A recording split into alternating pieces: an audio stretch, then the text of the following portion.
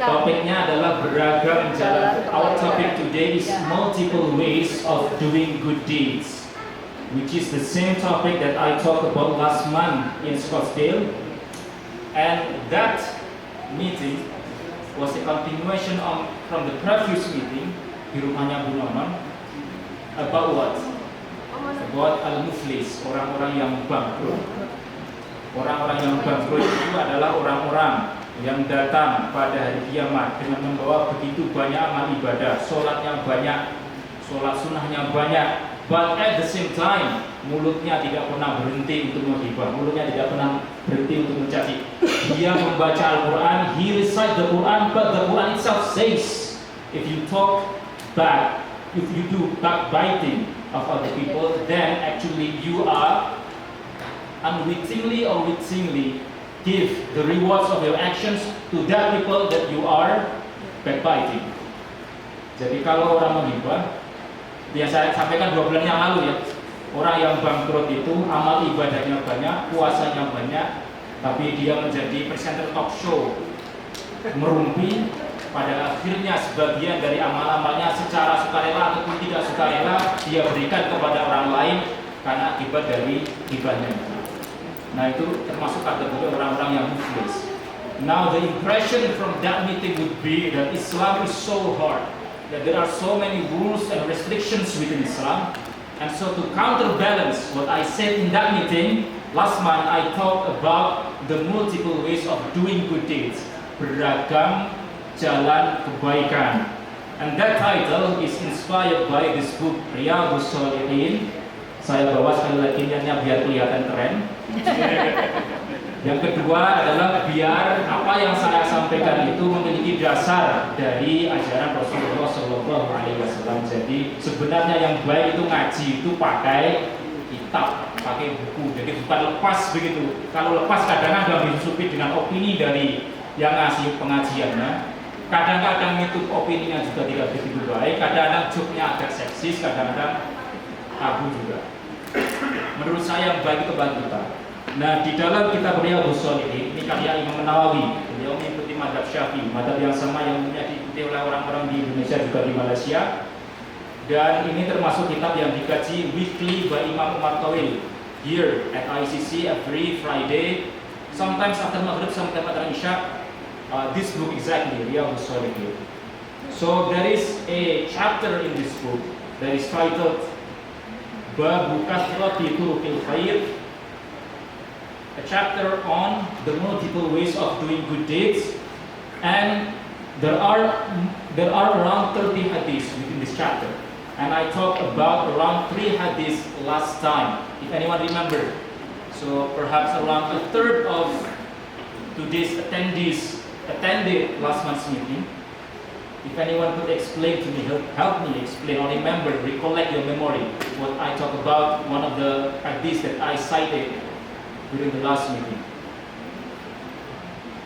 So the purpose is so that we're not really obsessed about having so many ritualistic deeds at the time. The purpose of that topic. Biasanya orang itu obsesinya adalah memperbanyak ibadah, menjadi orang yang soleh itu adalah dengan memperbanyak ibadah murni, ibadah mahdhah istilah fikihnya. Saya pengen dibuatkan rumah di surga, maka salah satu caranya adalah memperbanyak amal ibadah sunnah qobliyah ba'diyah. Qobliyah subuh 2 rakaat, qobliyah zuhur 4 rakaat, ba'diyah zuhur 2 rakaat, ba'diyah maghrib 2 rakaat, ba'diyah isya 2 rakaat, 12 rakaat in total. Kalau mau ditambah lagi dengan yang ghairul mu'akkada ada 4 rakaat sebelum asar. Banyak sekali. Belum nanti ditambah dengan sholat witir kalau khawatir tidak bangun malam maka dilaksanakan setelah selesai sholat isya. Nah ditambah dengan puasa Senin Kamis. Obsesinya adalah amal soleh itu harus dilakukan dengan begitu memperbanyak sholat dan puasa. Right? Kalau orang kok nggak melakukan sholat sunnah, itu tanda-tanda seperti seolah-olah seakan kurang soleh. Nah, bab ini itu untuk mengcounter persepsi semacam itu. Karena obsesi orang pada hal-hal yang bersifat fikih itu mestinya diganti dengan persepsi yang lainnya. Mestinya Muslim menjadi orang yang terobsesi menjadi orang yang berakhlak baik. Mestinya begitu. Nah, pada bulan yang lalu saya menyampaikan salah satu hadis yang saya sampaikan berbunyi, itu ada di hadis halaman 70 121 nomornya, La tahqiranna minal ma'rufi syai'a. Do not belittle every small deed, walau an talqa akhaka biwajhin tariqin, even if it is only meeting your brothers with smiley cheerful face. Itu banyak orang yang lupa. Mohon maaf, agak sumuk saya. Panas ternyata ya. Agak panas ternyata di rumah. Nah, hadisnya itu memberikan pelajaran, do not belittle every small deed, even if it is only meeting your brothers with smiley cheerful face. Jangan meremehkan ibadah-ibadah yang kecil, sekalipun itu hanya sekedar menemui saudaramu dengan wajah yang ceria. It is part of my belief, it is part of my religious view that the more religious someone, he needs to be more cheerful and smiley and not more judgmental and angry. Kalau orang makin beragama, dia kok makin mudah marah. Kalau makin beragama, dia makin judgmental. There must be something that doesn't work here. Tabassumuka liwajhi akhika shadaqatun. Senyummu terhadap saudaramu itu adalah sedekah. Rasulullah Shallallahu Alaihi Wasallam itu disebut di dalam Syama'il yang saya kaji setahun yang lalu. Beliau memiliki karakteristik sebagai orang yang basam, orang yang banyak senyumnya. Basam, nama yang bagus itu. Basam artinya orang yang banyak senyum. Itu ada satu stand up komedian di Amerika ini, Egyptian American, and he was once invited to the famous or infamous YouTube channel that talks about Israel and Palestine, named Piers Morgan. You know about Piers Morgan? Yeah. So one of the guests who was invited was a stand-up comedian, Egyptian American named Bassam Yusuf, and he is stand-up comedian. Jadi agak cocok itu antara nama dengan orangnya, karena bikin senyum, betul ya? Namanya Bassam, orang yang mudah senyum, bikin orang senyum, cocok. Orang namanya Ghafur, artinya pengampun, tapi udah marah, cocok. Orang namanya Pak Sobirin, sabar maksudnya, tapi mudah marah, enggak cocok. Nah, Bassam Yusuf, that video has been watched around 21 million or 30 million something, and the most watched video on that channel, Bassam Yusuf. But that's not the point. The point being that the more religious you become, you should develop the attitude of being more easygoing without compromising your principles. Being cheerful, being smiley is part of the sunnah. Ya. Bagaimana kalau tidak bisa? Saya kan orang yang wajah defaultnya itu jutek. Default wajahnya itu jutek. Kan ada tipe-tipe orang begitu. Mau dia senyum pun tetap kelihatan jutek. Karena defaultnya begitu. Ya, one of the prescriptions would be to follow the English saying, fake it until you make it. Senyumnya dipaksakan. Semoga dari situ yang wajahnya defaultnya tadi jutek jadi menjadi lebih smiley. That's one thing that I talk about last meeting. Now today I'm going to talk about another hadith, and perhaps our agenda today is to discuss 2 or 3 hadiths that we hope we can learn something from this hadith. The first hadith is from Ibn Abbas radhiyallahu anha wa an Aisyah radhiyallahu anha, and he said, Inna Allaha rafiqun yuhibbur rifqa. Allah loves rafiq. Nama ustaz sebelum saya. Inna Allaha rafiq. Allah is what? What does rafiq mean? Allah is gentle, soft. Yuhibbur rifqa, menyukai kelembutan. He loves gentleness, softness. Ini hadis ini. Wala yuhibbul unfa, dan tidak menyukai kekerasan. Wa yu'ti 'ala rifqi ma la yu'ti 'ala unfi wa ma la yu'ti 'ala mas. Allah memberikan kepada kelembutan pahala yang tidak diberikan kepada orang-orang yang keras sifatnya. Rafiq, nama yang bagus. Rafiq, Rifki, kalau laki-laki, kalau perempuan Rafiqo, Rafika.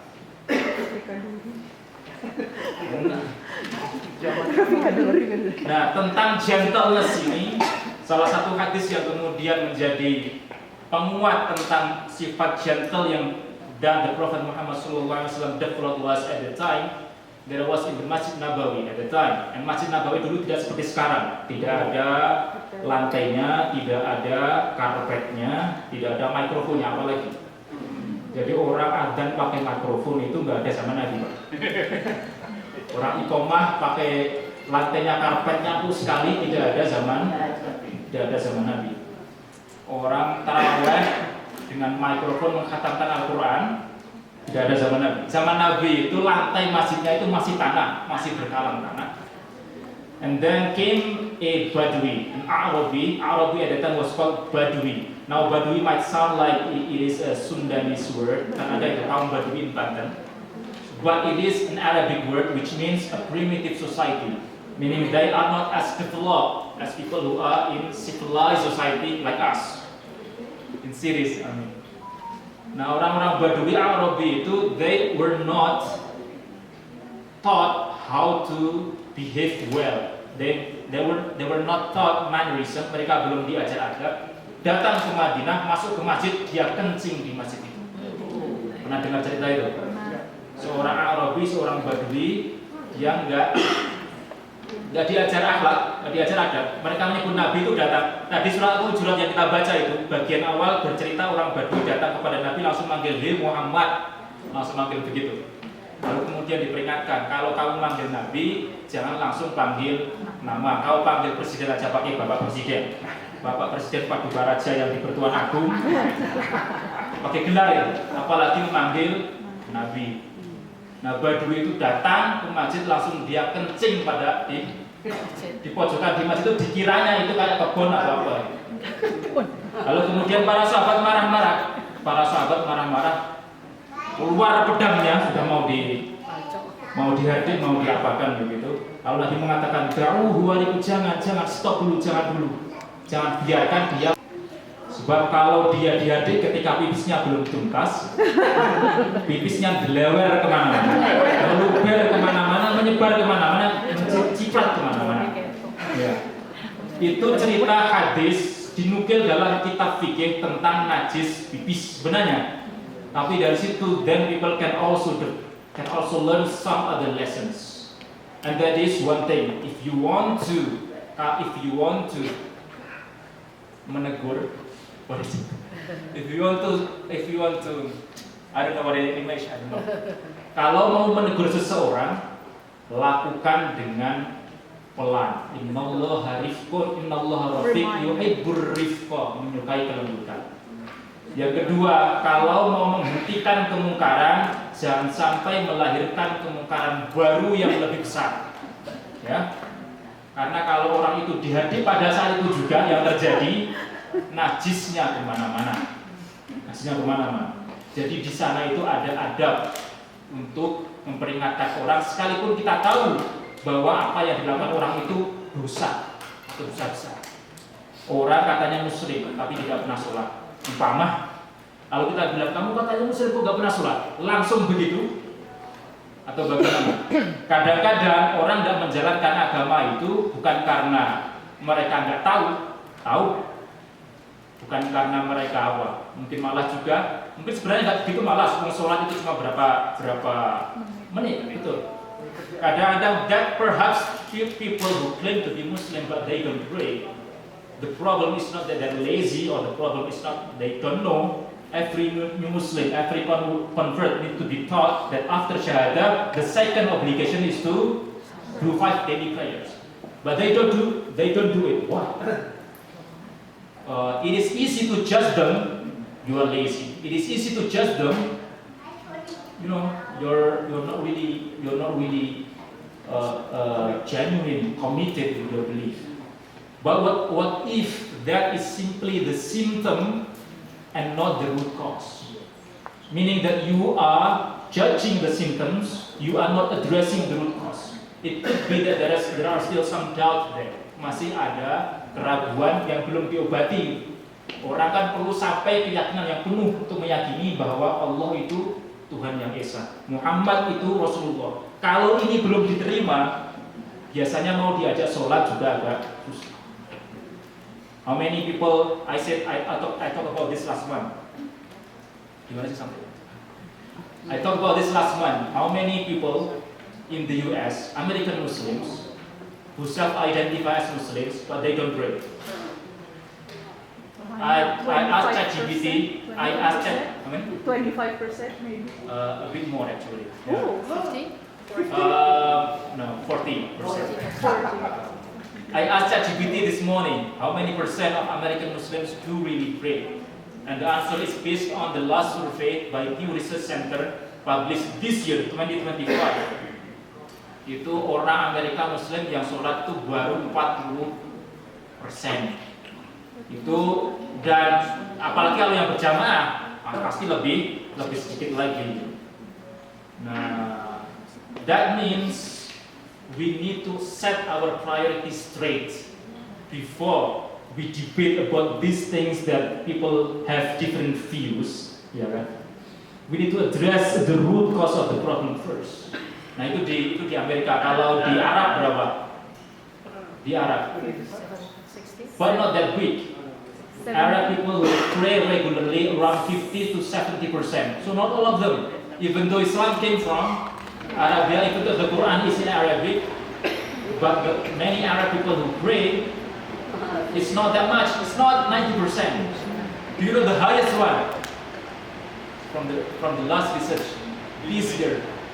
Surprising. Guess. 70. Indonesia. 60. Nah, tapi but I was a bit skeptical. I was a bit skeptical. So you look up on Google, ask ChatGPT, give me the last academic surveys about how many percent Muslims who do really pray 5 times a day globally across countries. Now the US 40%, Arab 50 to 60%, Pakistan 40%. Indonesia 84% with Senegal. Now, is that to be trusted? No. I'm not sure. But it is so high. It is so high. Meaning, I don't know, it is something that we should be ashamed or we should be proud. But the number of people who are really committed to their religious are Indonesians. Kalau datang ke masjid-masjid di Indonesia itu respectnya ya. So you show to the masjid in Indonesia the way they dress when they go to prayers.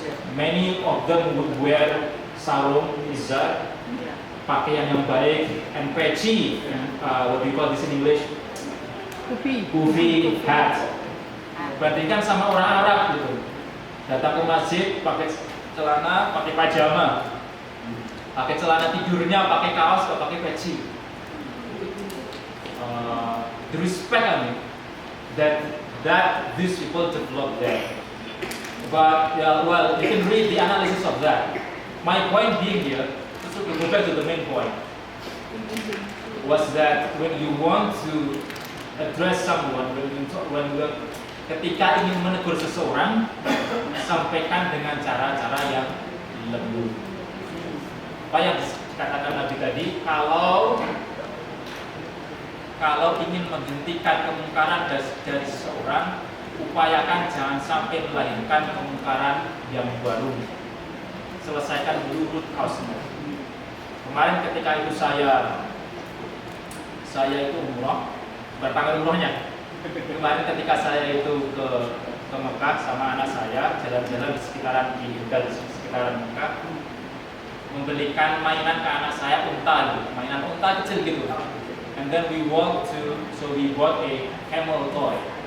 and for my son, 3 years old at the time, now almost 5, almost 4, and then it is for his toy.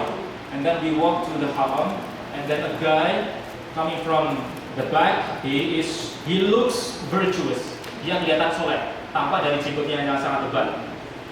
And then he said to me, brother, this is idol, this is shirk. Avoid it directly, without even asking, what is your name, how is your day. Kan adab kalau orang mau memperingatkan itu, don't do that in front of the public. So, ask his name first, ask how is your day, and then you can start saying something that you think that he's doing wrong. Itu tidak, brother, this is idol, this is shirk, avoid it. Jadi nggak boleh itu pakai, nggak boleh anak-anak kecil pakai main-mainan boneka. Syirik atau tidak itu? Tidak, kan nggak menuhankan Allah. Tidak syirik. Sama saya tidak sempat membalas begitu karena salah satu kalau orang membaca hadisnya, Sayyidah Aisyah itu memiliki boneka juga mainannya. Dan mainannya boneka-boneka hewan. Artinya itu di hadapan Nabi langsung tidak merupakan syirik. Cuma saya tidak sempat membalas ya. Ya orangnya sudah keburu pergi. Terus diapain lontanya? Lontanya masih saya bawa pulang ke rumah ke Jogja. Apa dibuang anak aja? Apalagi kemarin saya sebelum itu kan dihadiahi juga sama keluarganya Bu Yati itu boneka Sun Devil itu. Saya bawa sampai ke haram, bawa setan sampai ke haram. Boneka Sun Devil.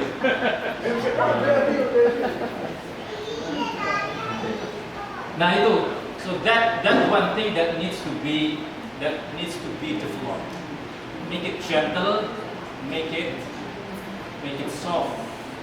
Di pengajian ibu-ibu yang tiap Rabu itu bersama dengan 4 bulanannya Kak Irma itu, kita akan membahas tentang ayat yang berbunyi wasari'u ila maghfiratin min rabbikum, ya Imran. Walau kunta faddan ghalidal qalbi lam faddu min hawlik. Kalau kamu Muhammad bersikap keras, niscaya mereka pergi darimu. Gara-gara orang mengira kalau orang masuk Islam isinya itu rules and restrictions. Correct. Now we compare of many other religions. Sebenarnya we are pretty demanding religion. Paling mudah itu Kristen mungkin seminggu sekali ke misa ke gereja. Ini enggak 5 kali sehari. Ditambah sholat Ramadan, ditambah puasa Ramadan sebulan penuh.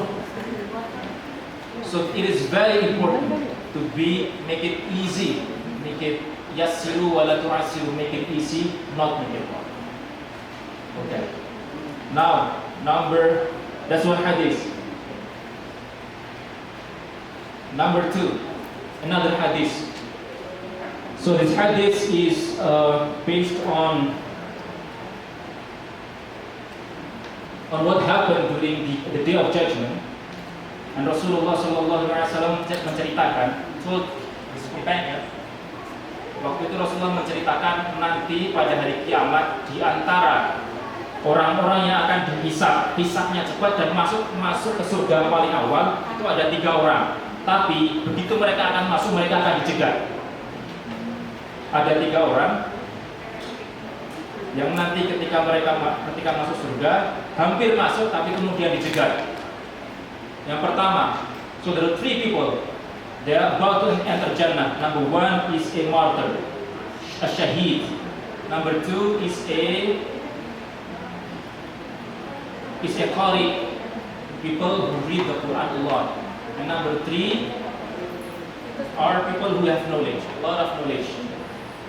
And then after number 3 were people who are rich and give their wealth a lot. And then when they were about to enter the Jannah, a voice from an angel came between them, mencegat mereka, and he asked, jangan masukkan dulu orang ini, orang yang mati syahid membela di jalan Allah ini tidak jadi masuk surga. Why? Karena mereka ketika mau masuk surga itu, karena mereka ketika berperang di jalan Allah itu, mereka melakukannya agar dibilang berani. Lalu datang yang kedua, ada orang yang kaya, dia suka menyedekahkan hartanya, dia mau masuk surga, langkahnya sudah mau masuk ke pintu surga, dicegat oleh malaikat tadi. Tidak boleh. Kenapa? Karena dia banyak berderma semata-mata agar dia dibilang dermawan. Dan satu lagi, orang yang berilmu dan banyak baca Quran, dia mau masuk surga. Itu langkahnya mau masuk surga dicegat oleh malaikat. Tidak boleh, jangan dulu. Kenapa? Karena dia membaca Al-Quran, dia baca panjang dengan suara yang merdu agar dibilang ini orang suaranya bagus. Itu hadis tentang amal-amal yang besar. Amal-amal yang besar tetapi bisa rusak gara-gara niat yang keliru. Nah, sekarang saya mau mengkomparasikan hadis itu dengan hadis yang lain. Hadis yang ada dalam bab kasrati turukil khair, banyaknya jalan untuk mencapai kebaikan. And it says, anna Rasulullah sallallahu alaihi wasallam qala, bainama rajulun yamshi bi tariqin. Ada pada suatu ketika di padang gurun seorang lelaki. Another person says, another hadis, so there are two hadis. Bainama kalbun yutifu bi raqiyatin idza ra'at subahyun. Another version of the hadith says, in a desert there was this person who is a prostitute. Okay. Jadi yang tadi yang versi pertama laki-laki, yang kedua adalah prostitute. And then there is this dog that is very thirsty, lidahnya menjulur karena kehausan. And then that person, now there are two person again, one is a man, another is a prostitute, is to he or she takes water from the well to the dog, and because of that simple act, he or she was forgiven and he entered Jannah. Ada dua hadis, sekali lagi ya, ini poin kedua atau nggak mungkin terakhir. Yang pertama itu tentang amal-amal yang besar yang rusak karena orang yang melakukan amalnya itu ingin dia dijuluki orang yang dermawan, dijuluki orang yang pemberani, dijuluki orang yang suaranya merdu. Tapi yang satu, seorang pelacur, dalam riwayat hadisnya, memberikan makan, memberikan minum, terhadap anjing yang kehausan, dan gara-gara amal itu dia diterima, dia diampuni dosa-dosanya, diterima amal kebaikannya yang kecil, pahalanya membunuh, dan gara-gara itu masuk surga. Nah, dengarkan soal itu ya, hadis yang itu hadis memang betul ada dalam hadis Sahih, hadis Bukhari dan hadis Muslim. Now what is the difference here? Apa perbedaan antara hadis yang satu dengan hadis yang lainnya? Apa bedanya? Kenapa yang satu amal besar tapi tidak diterima, yang lain amal kecil diberi pahala yang banyak? Ketulusannya, niatnya, keikhlasannya. Now that is key, even more key in comparison to the outward expression of your ibadah. Ibadah-ibadah yang besar, berperang di jalan Allah besar sekali, tapi karena niatnya biar dibilang pemberani, amalnya tidak terima. Membaca Quran yang banyak sekali, tapi tidak terima oleh Allah karena niatnya adalah biar dipuji orang sebagai qori, hafid dan semacamnya. Tapi yang satu yang terakhir, dia karena sebegitu tulusnya memberikan minum kepada anjing yang kehausan tadi, dan ini ada simbolismenya. Prostitut itu kan kayak dia pandang sebagai orang yang kastanya paling rendah, kayak apa? Kalau orang di bidang punya sampah masyarakat, kotor banget, dan dibandingkan dengan anjing, najis mubalawah, najis berat, masih memiliki kesempatan yang sama dengan amal yang kecil, tapi gara-gara ketulusannya itu melampaui banyak amal-amal yang lain. Jadi ketulusan, keikhlasan itu penting sekali. Nah, tanda-tanda keikhlasan itu ada banyak, ada beberapa diterangkan oleh para ulama. Di antaranya dua saja yang mau saya sampaikan di sini. Yang pertama, ikhlas itu ditandai dengan one of the signs of sincerity is that when you are in public and when you are in private, you still stay the same person. That's one of the easiest signs to know whether you are sincere. Kalau orang ketika sholat sendirian, ngimami keluarganya, Al-Fatihahnya cepat, suratnya dipilih inna atau inna, lalu dia ngimami di masjid, dia baca Al-Baqarah, atau dia baca Yasin, atau dia baca surat-surat yang panjang, then there is discrepancy here between him being in the public and him being in the private. Jadi dia tanda-tandanya sama antara dia di ruang publik atau dia di ruang private. Another thing, the second sign that when you are sincere, let's mendengarkan ada dua. And one of them is that you stay the same in public and in private. One of the signs of sincerity, whether you are sincere with your actions. Number two is a lesson that satu pelajaran yang inspirasinya menurut saya bagus sekali dalam salah satu film di Indonesia judulnya Kiamat Sudah Dekat. Ada yang pernah dengar? Pak Haji. Ada yang pernah? Pak Haji. Pak Haji.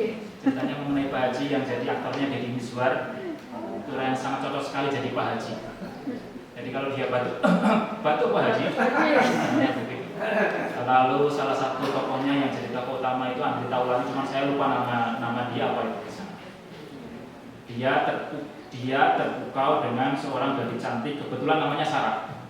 Di film Kiamat Sudah Dekat itu. Nah, terus si Sarah ini mau dicarikan jodoh, tapi yang tertarik malah berandalan, namanya Andre ini lah ya, Andre Taulani, saya nggak tahu namanya siapa. Berandalan nggak pernah sholat. Kata Pak Haji, nggak bisa, ini anak saya mau saya di agama. Kalau sama kamu mau kamu ajari apa? Kamu mau menikahi anak saya, kamu sholat dulu. Bukan sholat dulu, kamu sunat dulu. Belum sunat ternyata. Namanya Fandi. Oh Fandi. Fandi. Namanya Fandi. Disuruh sunat dulu padahal usianya sudah 20-an. Disuruh sunat. Disuruh sunat.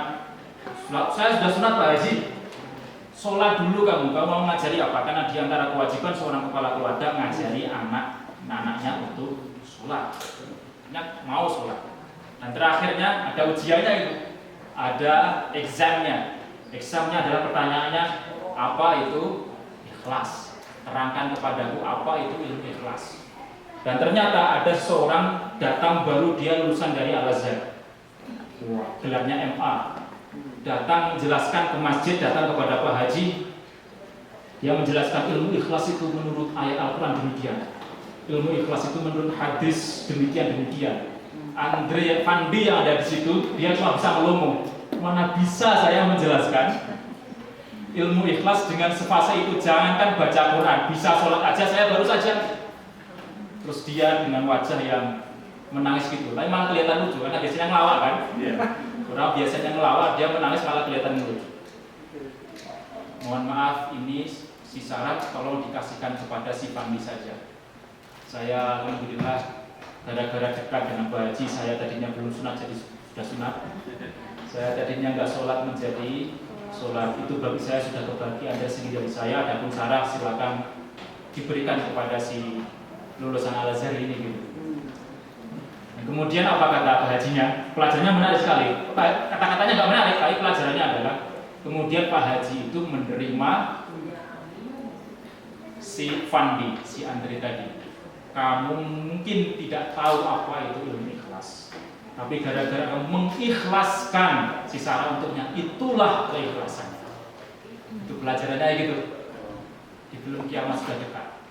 Dan dari situ dulu itu ketika Ustadz saya itu menjelaskan, itulah salah satu tanda ikhlas. Orang yang ikhlas itu tidak merasa dirinya ikhlas. Beda kan? Itu quote itu. Ikhlas, a sincere person doesn't feel that he is sincere. Now imagine that prostitute with the dog. Did she, when she give the water to the dog, you know dog, I give you this water lillahi ta'ala. Enggak begitu. Wahai anjing, aku berikan minum ini kepadamu lillahi ta'ala. Kan enggak begitu. Dia ikhlas. She doesn't feel that she is sincere. So one of the signs of sincerity is that you don't feel that you are sincere. Salah satu. Nah itu hadis. Sekarang hadis terakhir ya, poin terakhir in 10 minutes now, and then we can, if you want to have a discussion, then we can.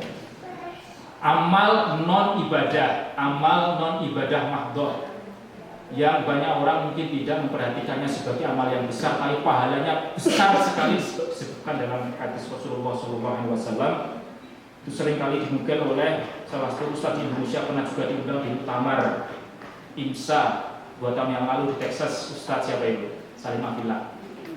Dia ketika membuka pengajian itu sering bilang kan, semoga Bapak Ibu sekalian, langkah kaki Bapak Ibu sekalian datang ke sini menjadi langkah-langkah yang membawa kita ke surga. Nah, dengan yang begitu, semoga pengajian ini menjadi pengajian yang dinaungi oleh sayap malaikat-malaikatnya.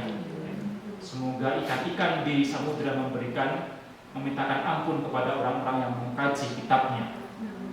Itu dasarnya adalah hadis ini yang mau saya baca. Man salaka thariqan, siapa menapak jalan ya bedahi fiha ilman, untuk menuntut ilmu, sahalallahu lahu thariqan ilal jannah, maka Allah akan memudahkan jalannya bagi ke surga. Jadi ini jenis ibadah yang lainnya yang berbentuk menuntut ilmu. Wa innal malaikata latadhu ajnihataha, dan malaikat akan menaungkan sayap-sayapnya li thalibil ilmi, untuk para penuntut ilmu, ridhon bima yasna'u. Wa innal 'alima la yastaghfiru lahu man fis samawat, ikan-ikan yang ada di samudra pun akan memintakan ampun kepadanya. Wa fadlul 'alimi, keutamaan orang yang berilmu, 'alal 'abidi, di atas orang yang banyak ibadahnya. Keutamaan orang yang berilmu di atas orang yang dibanding dengan orang yang banyak ibadahnya, kafadlil qamari 'ala sa'iril kawakib, seperti keutamaan bulan purnama dibanding bintang-bintangnya. Keutamaan orang yang berilmu, menuntut ilmu, belajar in itself is an act of ibadah. Learning, studying in itself is an act of ibadah, even though that is not formally called ibadah, because the hadith says the virtue of someone seeking knowledge in comparison to those who worship Allah is like the comparison between the bulan purnama, the perfect moon in comparison to stars. Now the question here, what type of ilmu is it? Ilmu apa? Kalau orang belajar ilmu akuntansi perbankan, atau orang belajar ilmu bikin pesawat, atau orang belajar ilmu apa? Saya tahu, matematika, fisika, kimia. Saya dulu belajar di SD, SMP, SMA, belajar fisika, biologi, kimia. Saya dulu IPA, sampai sekarang lupa semua sudah. Belum sampai menghafalkan tabel kimia segala itu, Kingdom Mamalia, Pisces, Aries dan semacamnya, itu dihafalkan. Lupa semua sekarang. Now the question is, the type of knowledge that has that virtue is all knowledge or specific knowledge? Apa kira-kira jawabannya? All knowledge? Spesifik Yang bermanfaat. Yang All bermanfaat. knowledge that is useful. Ya, karena kalau orang belajar kedokteran kan pasti berguna ya. Oh, tergantung Orang pakainya. belajar. Tapi kalau orang belajar menghitung apakah Pluto itu planet terakhir, atau orang berapa banyak jumlah bintang yang ada di alam semesta ini, I don't know what is the virtue of it. But the hadith says, the hadith is actually the context is in the assertion in the hadith that follows, and it says, wa innal ulama warathatul anbiya, people of knowledge are inheritors of the prophets, of the prophets. Ulama adalah para pewaris nabi. Jadi indikasinya kemungkinan besar sih ilmu-ilmu yang bermanfaat dunia dan akhirat.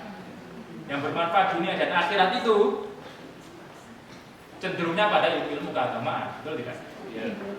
Tidak. Tidak. Nah, ilmu kesehatan baik karena orang agar bisa sehat. Kalau orang sehat ibadahnya nyaman, karena itu dia mendapatkan pahala dari bikin orang ibadahnya menjadi nyaman. Ayo, poin saya di sini sebenarnya to encourage you to invest your time to learn religious knowledge, because you spend a lot of time. How many years from your elementary school and then junior high school, 12. senior high school? That's 12 years already. And then college years, 4 years, 16 years learning secular knowledge, meaning learning knowledge that most of you, I believe, have forgotten most of the lessons that you learned during school. Am I correct? You invest a lot of time, you invest a lot of money to learn those knowledge, but not enough to learn this religious knowledge, including, I think, one of the most important ones today is to learn why are you a Muslim. That is very important. Apalagi in the context where we are in the minority here. And according to some surveys, it is said that 1 out of 4 or 1 out of 5, I'm not sure. Anyone here who is following the course why Islam is true must know. 1 out of 5 of adult or teenager Muslims who are born in a Muslim family, they live Islam. Jadi invest waktu untuk mempelajari keilmuan keagamaan, khususnya menyangkut kenapa kita itu memilih menjadi Muslim. Why not being Christians? For example, they have easier way to worship, only once a week, no fasting the whole month. Or maybe, what is the easiest religion today? I don't know. So why choose Islam? Now, I mean, that is the root cause. That is the root cause of why many people question, doubt, and maybe they don't pray, they don't do fast, etc. Those are symptoms. The root cause is not enough certainty why we choose Islam. Now, if we look at the traditional Islamic knowledge, while in terms of fiqh, cara orang sholat, cara orang puasa, we can do taklid. Taklid meaning we can follow anyone who is knowledgeable about that. But in terms of aqidah, the foundation of religion, actually everyone has to come to her own conclusion of why I am choosing to become a Muslim. Kalau orang invest begitu banyak waktu untuk belajar ilmu-ilmu yang kurang begitu bermanfaat, why not? Perhaps not just, maybe not half, a third of that investation, you direct that for learning the foundation of this religion. Yeah. Okay, so I leave you that. We have around 25 minutes until Jama'ah, so question and